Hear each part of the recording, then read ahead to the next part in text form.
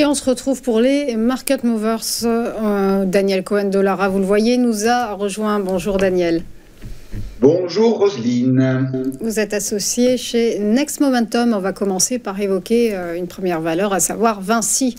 La valeur du leader mondial du BTP a gagné plus de 5% en un mois. Est-ce pour autant que Vinci va cesser d'évoluer sans tendance comme il le fait depuis une longue période ?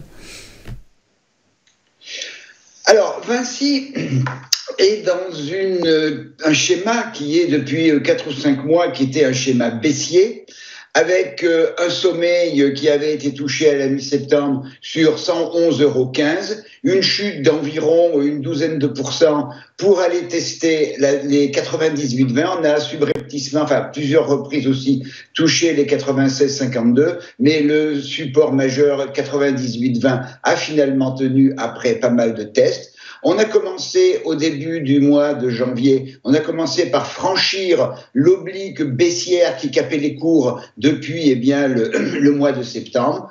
Il y a je crois que c'était le 15 janvier, on a ouvert un gap haussier entre 101,05 et 101,95, donc qui a donné un peu plus de dynamique à un mouvement qui est un mouvement de consolidation dans un premier temps de la tendance baissière. Le fait de franchir la zone des 101,95 correspondait également au dernier plus haut dans cette tendance baissière qui de ce fait est maintenant invalidée.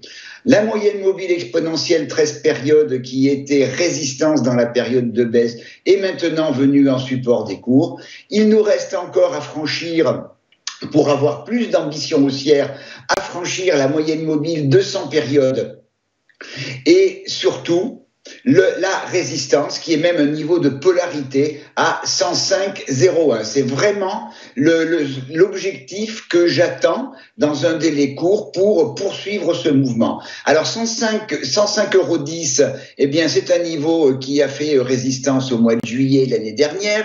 Il a refait résistance au mois d'août, puis il a été franchi. On l'a retesté en support au mois de septembre.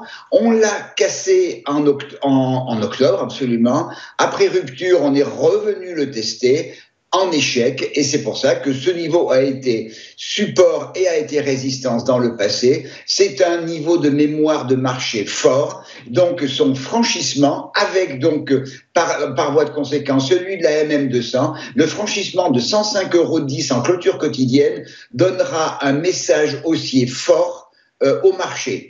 Si effectivement on franchit les 105,10 €, les prochains objectifs sont à 107, 108, 109,95 et 111,15. A contrario, si on venait à combler le gap qui a été ouvert le 15 janvier, toute cette espérance haussière serait balayée.